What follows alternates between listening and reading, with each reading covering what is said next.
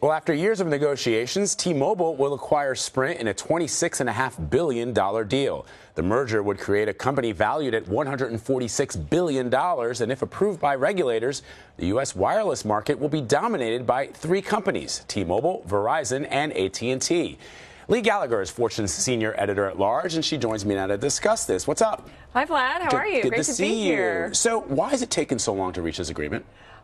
This has been an endless series of discussions between these two companies, and before that, between AT&T and T-Mobile, which the Justice Department blocked back in 2011.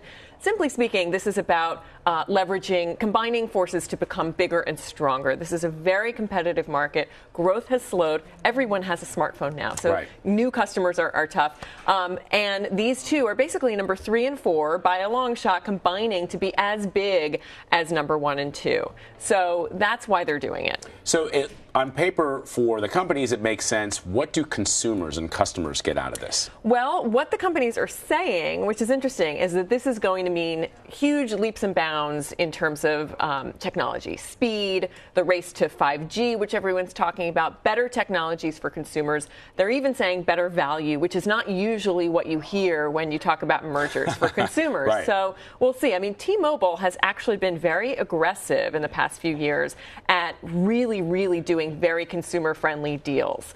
You talk to a T-Mobile customer, they'll probably say, yeah, I got this upgrade or this better deal or whatever. The CEO has been very aggressive about that. So if that bleeds over into Sprint and to the new combined company, it could be good. We'll see. We'll see. So the other question, and you mentioned it a bit here, is the race to 5G. I think a lot of people think whenever you go from 3G to 4G, that's great. And when you go from 4G to 5G, that's great. But I was saying to you before, I sort of, whenever my phone goes out of LTE into 4G, it's basically a brick. It does nothing except get text messages. So I don't know, is 5G really going to be that much better than what we can experience right now? It will be. I mean, there's a lot of hopes and dreams placed on this shift. I mean, number one, it's going to power all these new advances we keep hearing about: autonomous cars, augmented reality, Internet of Things. I mean, we really need it now if we think all these things are going to take off. So, and there is this race to do it.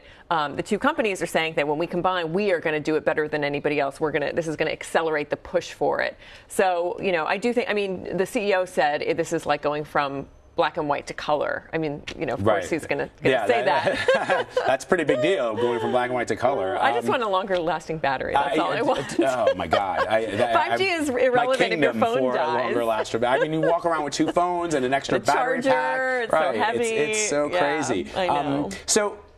What's your feeling on whether or not regulators will approve this deal? Well, this is really interesting. So one of the reasons it never happened before is because the past chair of the FCC said that there should be 4 competitors in this market, not 3. The new FCC chief, Ajit Pai, has said, I think we have to have an open mind. He's not saying an X number of companies need to be in this market. So he's definitely more open to it.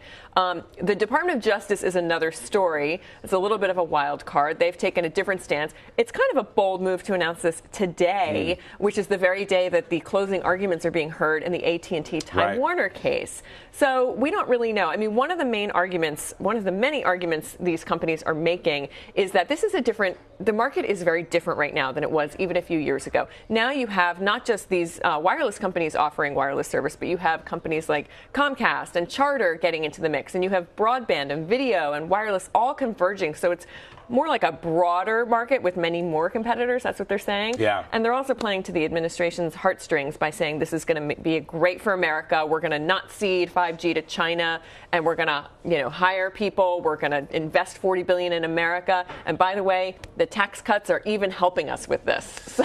All right. So, we'll see. To be continued. Yes. Leigh Gallagher, thank you so much as always. Thanks, Great to be with you. Good to see you.